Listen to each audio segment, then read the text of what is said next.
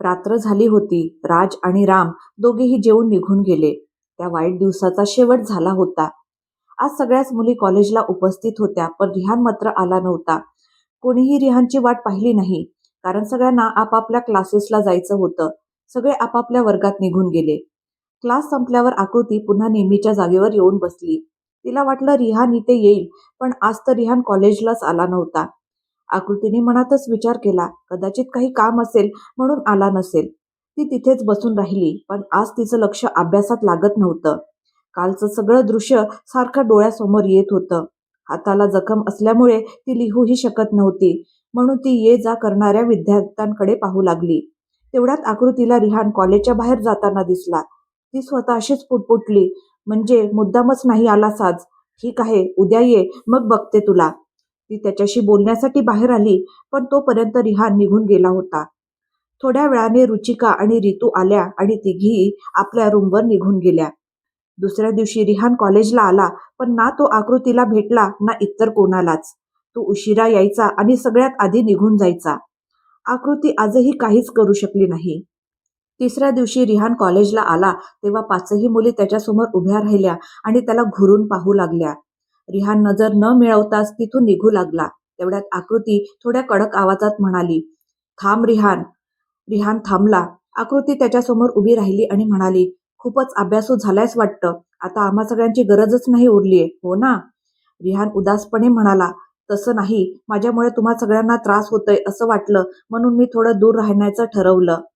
हे ऐकताच रुचिका पुढे आली आणि म्हणाली, भाऊ कधी आपल्या बहिणीला त्रास देतो का? तूही ना काहीही विचार करतोस. आकृती थोडी कडकपणे म्हणाली, अच्छा, म्हणजे आता तू शहाणा पण झालास. Not bad.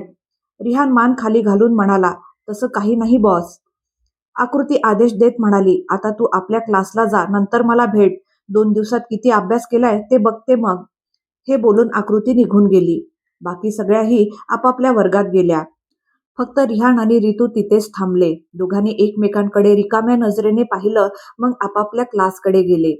क्लास नंतर आकृती आणि रिहान पूर्वीसारखेच त्या जागेवर बसले होते.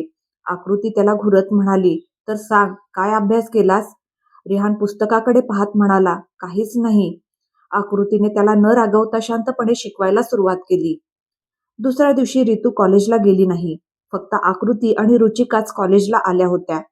रिहानने जेव्हा आकृती आणि रुचिकाला येताना पाहिलं तेव्हा त्याच्या मनात विचार आला, आज रितू का नाही आली? यांना विचारू का? नको नको, बॉसला संशय येईल, राहू दे. क्लास संपल्यानंतर आकृती रिहानला शिकवत होती. तेवढ्यात कॉलेजमधले काही विद्यार्थी त्यांच्याजवळ आले आणि म्हणाले, ताई, फर्स्ट सेमिस्टरच्या परीक्षा येत आहेत, आम्हाला काही डाऊट्स आहेत, प्लीज आम्हाला समजावून सांगशील का? आकृती काही बोलणारच होती तेवढ्यात एका मुलाने म्हटलं, प्लीज ताई, नकार देऊ नको. थोडा विचार करून आकृती म्हणाली, ठीक आहे, मी तुम्हा सगळ्यांना वेगवेगळं शिकवू शकत नाही, म्हणून सगळ्यांना एकत्र शिकवते. सगळ्यांनी होकार दिला. मग आकृती त्यांना म्हणाली, तुम्ही सगळे तुमच्या क्लासमध्ये जा, मी प्रिन्सिपल कडून परवानगी घेऊन येते. ते नाही म्हणणार नाहीत, पण तरीही विचारणं आवश्यक आहे. सगळे विद्यार्थी क्लासरूमकडे गेले.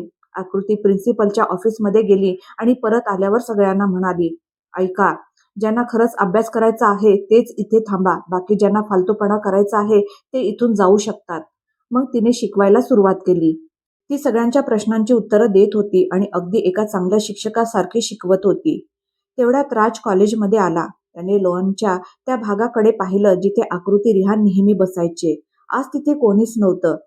तो कोपरा पूर्णपणे रिकामा होता. राज भुवई उंचावत म्हणाला, आज हे दोघं कुठे करामती करायला गेले असतील? असं म्हणत आत गेला.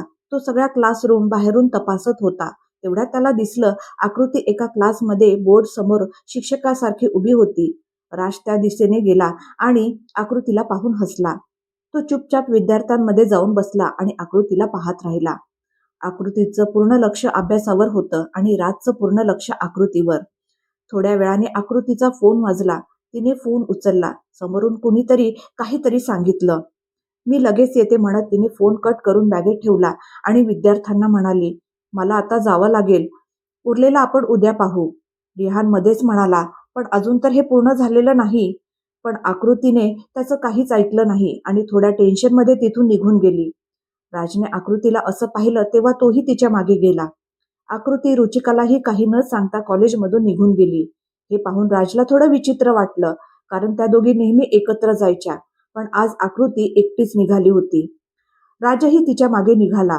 आकृती आपल्या रूम पासून थोड्याच अंतरावर होती, तेवढ्यात तिला रितू तिच्या दिशेने येताना दिसली. तिला पाहताच आकृती वेगाने चालू लागली आणि तिच्या जवळ पोहोचली. ती रितू सोबत थोडं बोलली आणि मग दोघी एकाच दिशेने निघून गेल्या. थोड्याच वेळात दोघी एका रेस्टॉरंटच्या बाहेर उभ्या होत्या. त्यांच्यापासून थोड्याच अंतरावर राज उभा होता. आकृतीने रितूला विचारलं, नक्की इथेच यायचं होतं ना? रितूने मान हलवून होकार दिला आणि दोघी पुढे गेल्या. त्या रेस्टॉरंटच्या आत गेल्या. चारही बाजूला पाहिलं, पण तिथे कोणीच दिसत नव्हतं. फक्त एका टेबलवर एक मुलगा बसलेला होता, ज्याची पाठ त्या दोघींकडे होती.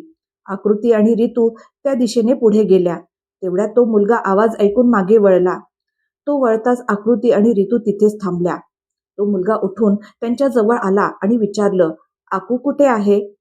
आकृती आणि रितूने एकमेकींकडे पाहिलं. मग रितूने त्या मुलाकडे पाहून विचारलं, तू आकूला कसं ओळखतोस आणि तू आहेस तरी कोण? राज थोड्या अंतरावर उभा राहून त्या तिघांकडे पाहत होता. त्याला काहीच कळत नव्हतं की या दोघी इथे काय करत आहेत आणि हा मुलगा कोण आहे. राज काही वेळ तिथेच उभा राहिला, पण शेवटी त्याला राहावलं नाही आणि तो त्यांच्या दिशेने पुढे गेला. राज त्यांच्याजवळ पोहोचताच तो मुलगा म्हणाला, मी आकूवर प्रेम करतो. हे शब्द ऐकताच राजने पुढे जाऊन त्या मुलाचा कॉलर पकडला आणि जोरात एक ठोसा मारला. राजला तिथे पाहून आकृती आणि रितू दोघेही चकित झाल्या आणि अक्षरशः पुतळ्यासारख्या उभ्या राहिल्या. राज त्या मुलाला मारू लागला, पण तो मुलगा काहीच बोलत नव्हता. रितूने हळूच आकृतीला सांगितलं, काहीतरी कर दी, नाहीतर राज त्याला मारून टाकेल. त्या मुलाला तर हेही माहीत नाही की तूच आकू आहेस. रितूचं बोलणं ऐकून आकृती धावत जाऊन राजला त्या मुलापासून दूर करण्याचा प्रयत्न करू लागली. पण राज तो राजच होता. तो सतत त्याला मारतच होता. आकृतीने पुन्हा त्याला थांबवण्याचा प्रयत्न केला, पण ती त्याला थांबवू शकली नाही. आता आकृतीला राग आला. तिने राजला ढकलत म्हटलं, काय करतोयस? त्याला मारून टाकणार आहेस का? आधी त्याचं बोलणं तरी ऐक. राजने रागाने आकृतीला पाहत विचारलं, तुम्ही दोघी इथे काय करत आहात आणि हा मुलगा कोण आहे? राजने इतक्या हक्काने हे विचारलं की आकृती त्याच्याकडे फक्त पाहतच राहिली. रितू पुढे आली आणि म्हणाली, मी रूममध्ये होते तेव्हा एक लेटर आलं होतं. त्यात लिहिलं होतं, आकू, मी तुझ्यावर खूप प्रेम करतो. खूप दिवसापासून सांगायचं होतं पण सांगू शकलो नाही. आज हिम्मत करून हे पाऊल उचलतोय. प्लीज तू बिकानेरी रेस्टॉरंटमध्ये ये. जर तू नाही आलीस तर मी माझं आयुष्य संपवेन. आकृतीने मान खाली घालून राजला सांगितलं, म्हणूनच मला यावं लागलं, पण मी या मुलाला ओळखतही नाही. आकृतीचं बोलणं ऐकून राजने त्या मुलाकडे पाहून विचारलं, तू आकूला कधीपासून ओळखतोस? तो मुलगा म्हणाला, मी 2 वर्षापासून तिच्यावर प्रेम करतो. हे ऐकून आकृती पुढे आली आणि म्हणाली, पण मी तर तुला कधीच पाहिलेलं नाही. तो मुलगा आकृतीला विचित्र नजरेने पाहू लागला आणि म्हणाला, मी आकूवर प्रेम करतो, तुमच्यावर नाही. हे ऐकून राज, आकृती आणि रितू तिघेही त्याच्याकडे अजूनच गोंधळलेल्या नजरेने पाहू लागले. तेव्हा रितू म्हणाली, हे बघ, तू एकतर वेडा आहेस किंवा आम्हाला वेडं बनवण्याचा प्रयत्न करतोयस. मग तिने आकृतीकडे बोट दाखवत म्हटलं, हीच आहे आकू. तो मुलगा घाबरून मागे सरकला आणि म्हणाला, नाही नाही, मी तर. तो पुढे काही बोलणार इतक्यात राजने त्याच्या खांद्यावर हात ठेवत शांतपणे विचारलं, तुझ्याकडे तिचा फोटो आहे का? त्या मुलाने मान हलवून नाही म्हटलं. तेव्हा आकृती म्हणाली, मग तिची एखादी वस्तू किंवा तिच्याबद्दल काही खास माहिती तरी सांग. तो मुलगा म्हणाला, मला एवढंच माहीत आहे की ती अनाथ आहे. हे ऐकताच आकृती आणि रितू दोघी एकाच वेळी बोलल्या, रुची?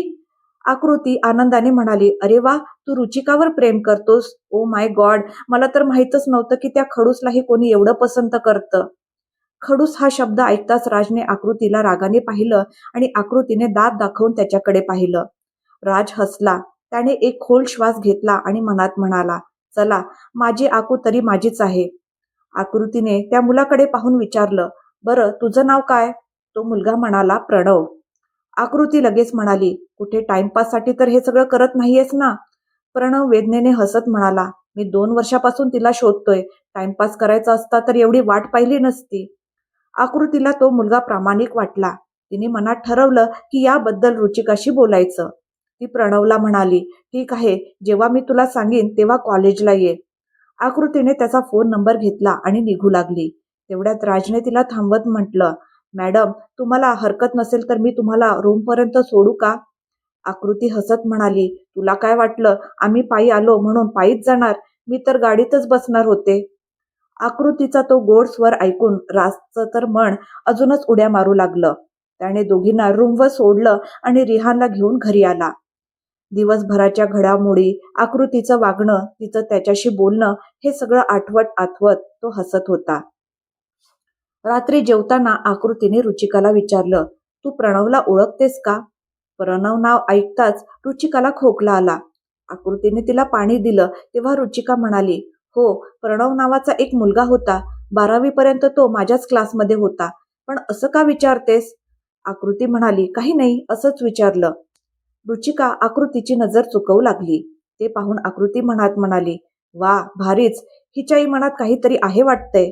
आता तर मजा येणार. आकृती उठत म्हणाली, तर मग उद्या कॉलेजमध्ये आपण एका नव्या पाहुण्याला भेटणार आहोत. मिस रुचिका, म्हणून जरा सजून झजून येशील. असं म्हणत आकृतीने रुचिकाला पाहून डोळा मारला. रितू तोंड दाबून हसू लागली. पण रुचिका आधीच प्रणवच्या नावाने घाबरली होती. आता हा पाहुणा कोण असेल असा विचार तिच्या मनात चालू होता. दुसऱ्या दिवशी आकृतीने रुचिकाची ओळख प्रणवशी करून दिली. तेव्हा कळलं की दोघंही एकमेकांवर प्रेम करत होते. फक्त कधीच ते व्यक्त करू शकले नाही. आकृतीला त्या दोघांना एकत्र पाहून खूप आनंद झाला. कारण बहिणीसारख्या मैत्रिणीला तिच्या आयुष्याचा जोडीदार मिळाला होता. प्रणव आणि रुचिकाचं तर जुळलं होतं. आता उरलेल्या सगळ्यांची पाळी होती. कॉलेजमध्ये फर्स्ट सेमिस्टरच्या परीक्षा सुरू होणार होत्या. म्हणूनच सगळ्यांचं पूर्ण लक्ष अभ्यासाकडे होतं. आकृती रिहानसह सगळ्यांना शिकवत होती आणि स्वतःही अभ्यास करत होती. आता परीक्षेला फक्त 15 दिवस उरले होते. आज सगळे एकत्र जमले. प्रणवही तिथेच होता.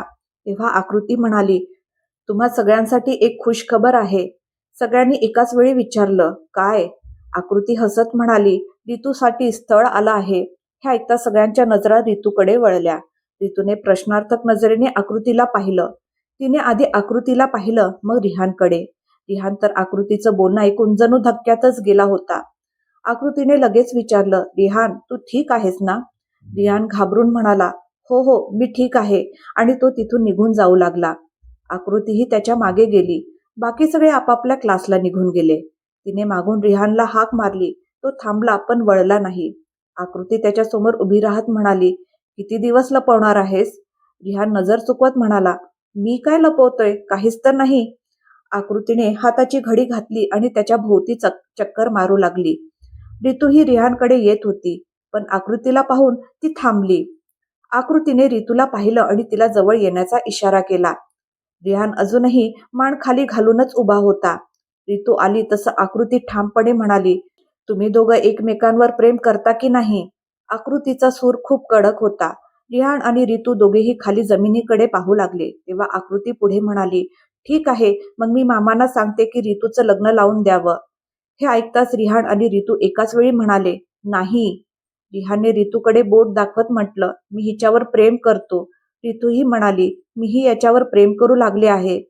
आकृती तर आनंदाने उड्या मारू लागली आणि म्हणाली, प्लॅन सक्सेसफुल. रिहान आणि रितू एकमेकांकडे पाहून हसले. आकृती दोघांकडे पाहत म्हणाली, मग हे कसलं प्रेम आहे? एकमेकांकडे तिरक्या नजरेने पाहता पण बोलत नाही. रिहान आणि रितू दोघांनाही वाटलं की आता आकृती सगळंच बाहेर काढणार, म्हणून इथून निघणंच बरं. रितू म्हणाली, दी, मला लायब्ररीत काम आहे, मी येते. रिहान सुद्धा जाताना म्हणाला, बाय बॉस, भैया आले असतील, मी निघतो. दोघेही निघून गेले. आकृतीने कमरेवर हात ठेवत स्वतःशीच म्हटलं, वा, आता माझी काहीच व्हॅल्यू उरली नाही. पुन्हा हसत म्हणाली, चला, 2 कपल्स तरी तयार झाले. सियाच्या आयुष्यात आधीच मानव आहे. आता बारी आहे रीना डार्लिंगची. असं म्हणत विचारांच्या तंद्रीत आकृती पुढे चालू लागली. ती रीनाजवळ आली आणि म्हणाली, ऐक ना, उद्या भरत भैया रूमवर येणार आहेत. हे ऐकताच रीनाने झटक्यात तिच्याकडे पाहिलं आणि थोडी अडखडत म्हणाली, मग तू हे मला का सांगतेस? आकृती म्हणाली, हे बघ, मी सरळ बोलते. तुला माझा भाऊ आवडतो ना? तू त्याच्यावर प्रेम करतेस ना? रीना अक्षरशः गप्प झाली. मग थोडा वेळ थांबून म्हणाली, हे हे तू काय बोलतेस आकृती? आकृती उठत म्हणाली, माझे भैया तर तुझ्यावर प्रेम करतात. आता तू सांग, तुझ्या मनात काय आहे? आकृतीचं हे ऐकताच रीना पटकन म्हणाली, तू खरं बोलतेस? तेही माझ्यावर प्रेम करतात? आकृतीचे डोळे चमकले. ती हसत म्हणाली, तेही म्हणजे तूही? रीना लाजली आणि तिथून निघून गेली. आकृती स्वतःशीच म्हणाली, चला यांचंही जमलं, आता फक्त राम भैया उरलेत. पण त्यांच्या आयुष्यात तर अजून कोणीच नाही. चला तेही बघू. दुसऱ्या दिवशी प्रणव, रुचिका, रिहान, रितू, भरत, रीना, मानव, सिया, राज आणि आकृती सगळे एकत्र जमले होते. आकृती नेहमी ज्या बेंचवर बसायची त्यावर उभी राहत म्हणाली, तर माझे प्रिय न्यू न्यू कपल्स, आज मी तुम्हा सगळ्यांना एक खूप मजेशीर गोष्ट सांगणार आहे. एक्झाम झाल्यावर तुम्ही सगळे कपल्स फिरायला जाणार आहात. ती कमरेवर हात ठेवत मटकत म्हणाली, आपापल्या प्रेमासोबत फिरा, एन्जॉय करा. बोला, अजून कुणाची प्रॉब्लेम आहे का? ती पण सोडवून देते. रुचिका म्हणाली, आम्ही सगळे तेव्हाच जाऊ जेव्हा तूही आमच्या सोबत येणार. आकृती डोळे मिचकावत म्हणाली, मी कशाला कबाबमध्ये हड्डी बनू? तुम्ही सगळे तुमच्या तुमच्या प्रेमासोबत असाल आणि मी कोणासोबत राहू? असं म्हणत आकृती उदास होऊन बेंचवर बसली. तेव्हा भरत म्हणाला, राज आहे ना तुझ्यासाठी. ह्या ऐकता सगळ्यांच्या नजरा भरतकडे वळल्या. भरतला लगेच आठवलं की आपण काय बोलून गेलो. तो सावरत म्हणाला, माझा अर्थ असा की तू आणि राज दोघं असाल ना, तू एकटी थोडी आहेस. आकृतीने राजकडे पाहत मनातच म्हटलं, या खडूस सोबत नाही नाही, मी नाही राहू शकत. आकृती मोठ्याने म्हणाली, नाही तुम्ही सगळे जा, मी नाही येत. आकृतीचं बोलणं ऐकता सगळे म्हणाले, मग आम्हीही कुठे जाणार नाही. तिने राजकडे पाहिलं आणि राजने खांदे उडवले. मग तीही सगळ्यांसोबत जायला तयार झाली. एक्झाम संपले आणि सगळे फिरायला निघाले. 4 गाड्या एकत्र निघाल्या होत्या. एका गाडीत राज, आकृती, रिहान आणि रितू, दुसऱ्या गाडीत भरत, रीना, प्रणव आणि रुचिका, तिसऱ्या गाडीत सिया आणि मानव आणि एका गाडीत सगळ्यांचं सामान.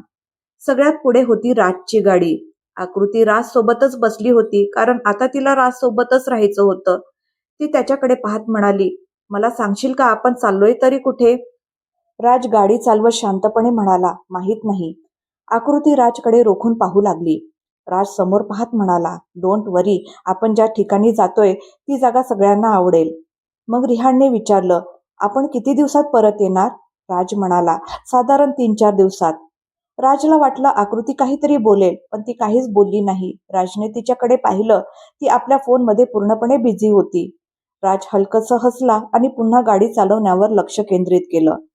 बराच वेळ प्रवास केल्यानंतर ते सगळे एका घरासमोर थांबले. सगळे खाली उतरले तर समोर एक खूपच सुंदर घर होतं. ते फार मोठं नव्हतं, पण इतकंही लहान नव्हतं की सगळे तिथे राहू शकणार नाहीत. त्या जागी फारसं कोणी येत जात नव्हतं. ते घर एका छोट्याशा टेकडीवर होतं. सगळे घरात आले. घरात सगळं आवश्यक सामान आधीच होतं. जणू कोणी आधीच सगळी तयारी करून ठेवली होती. आकृती येताच एका खोलीकडे गेली आणि थेट बेडवर आडवी झाली. घरात 4 खोल्या होत्या. एक किचन आणि छोटंसं हॉल होतं. इथे ना जास्त थंडी होती ना जास्त गरमी. वातावरण फारच आल्हाददायक होतं. सगळे फ्रेश व्हायला गेले. फ्रेश होऊन सगळे हॉलमध्ये येऊन बसले, पण आकृती आली नाही. तेव्हा रुचिकाने सांगितलं, प्रवासाच्या थकव्यामुळे ती अजून झोपलेली आहे, म्हणून मी तिला उठवलं नाही. हे ऐकून राज आपल्या फोनमध्ये पाहू लागला आणि बाकी सगळे गप्पांमध्ये रमले. थोड्या वेळाने रिहान राजकडे पाहत म्हणाला, काय झालं भैया, फार हसत आहेस? आम्हालाही सांग ना. राज हसत म्हणाला, आत्ताच एक शायरी वाचली, खूप सुंदर वाटली म्हणून हसू आलं. भरत म्हणाला, मग आम्हालाही ऐकव ना, आम्हीही हसू. राज म्हणाला, नक्की, आणि वाचू लागला. एक प्रवास असा असावा ज्यात तू माझ्यासोबत असावं, मी तुझ्यासोबत राहूनही तुझ्यासोबत नसावं. भरत म्हणाला, खूप काही खास नाही वाटली, असं वाटते कोणीतरी आपली इच्छा व्यक्त करत आहे. रिहान आणि बाकी सगळे म्हणाले, हो, पण मजेशीर आहे इच्छा. रिहान राजकडे पाहत म्हणाला, कोण आहे हा लिहिणारा? राज म्हणाला, माहीत नाही, नाव दिलं नाहीये, बहुतेक त्याला आपली ओळख लपवायची असेल, एखादा गुमनाम शायर. बाकी सगळ्यांनी राजला विचारलं की त्या शायरची आयडी तरी सांग. राजने सगळ्यांना ती आयडी शेअर केली. सगळे गप्पांमध्ये गुंग होते, पण आपली आकृती मात्र अजूनही झोपली होती.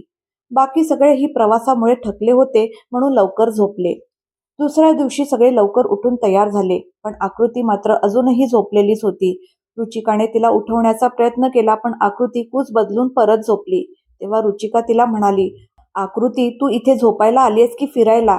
आकृतीने काहीच उत्तर दिलं नाही. तेव्हा सियाने पाण्याचा ग्लास उचलला आणि थेट आकृतीवर ओतला. आकृती लहान मुलीसारखी दचकून उठून बसली.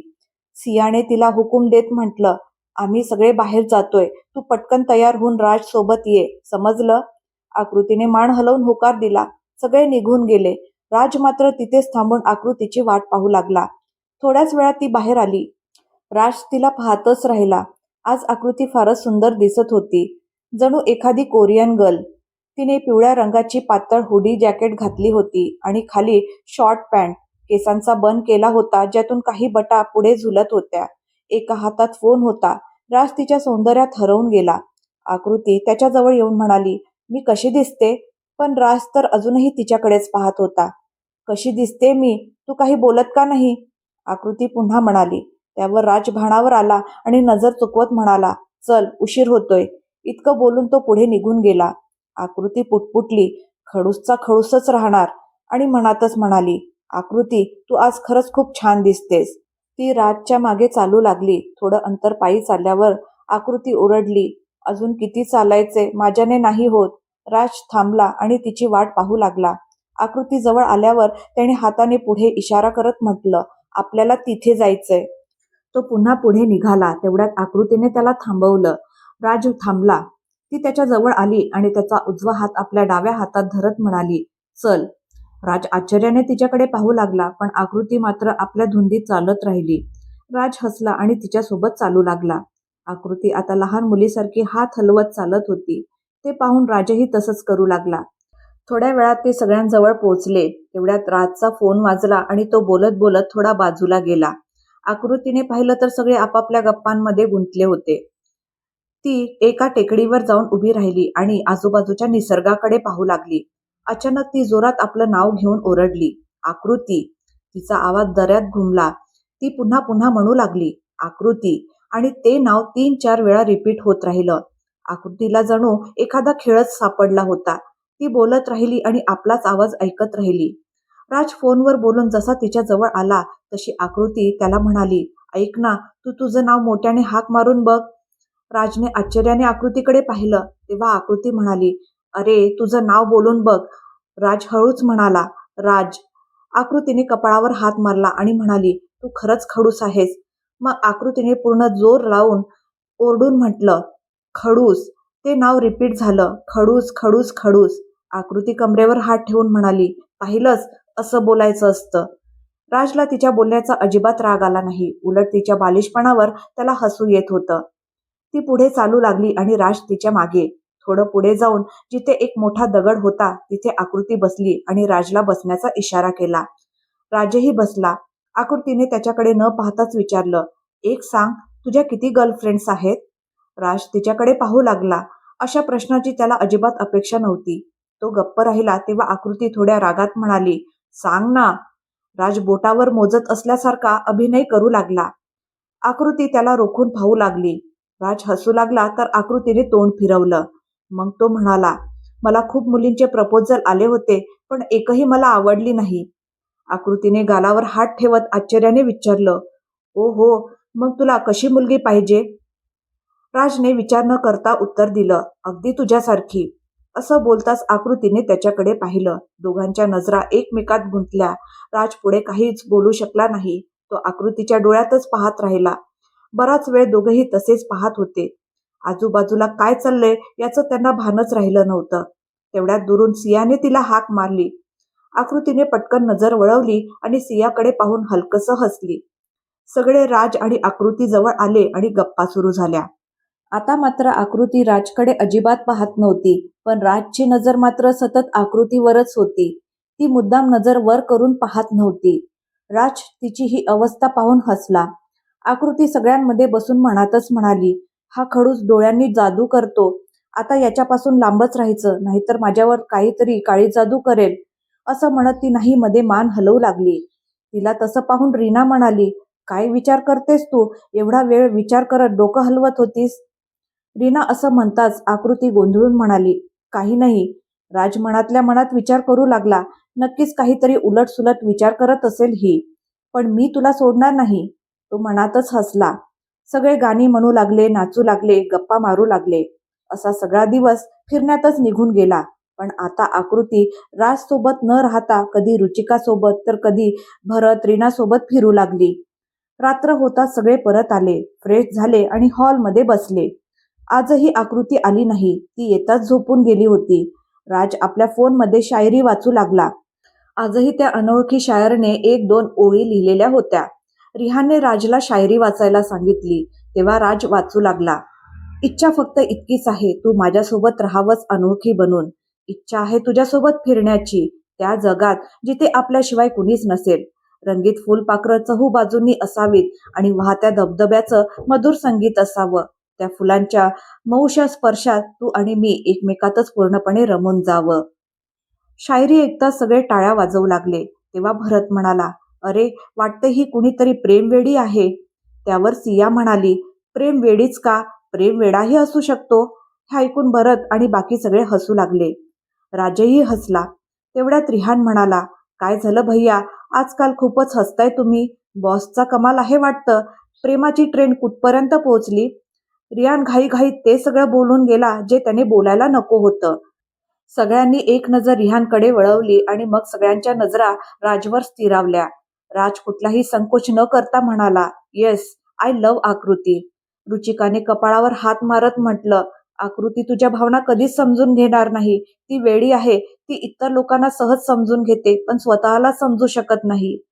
राज हसत म्हणाला, डोंट वरी, हे माझं काम आहे. मी आकृतीच्या मनात माझ्यासाठी प्रेम निर्माण करेन. त्याची सुरुवातही झाली आहे. आपण परत गेल्यावर तुम्हा सगळ्यांना तिच्यात बदल दिसेल. आकृतीने सगळ्यांच्या आयुष्यात प्रेम भरलं, पण ती कधी प्रेमात पडेल हे तुम्हाला पुढे कळेलच. भेटूया पुढच्या भागात. आजचा भाग तुम्हाला कसा वाटला कमेंट करून नक्की सांगा आणि पुढचा भाग ऐकण्यासाठी माझ्या चॅनलला सबस्क्राईब करायला विसरू नका. धन्यवाद.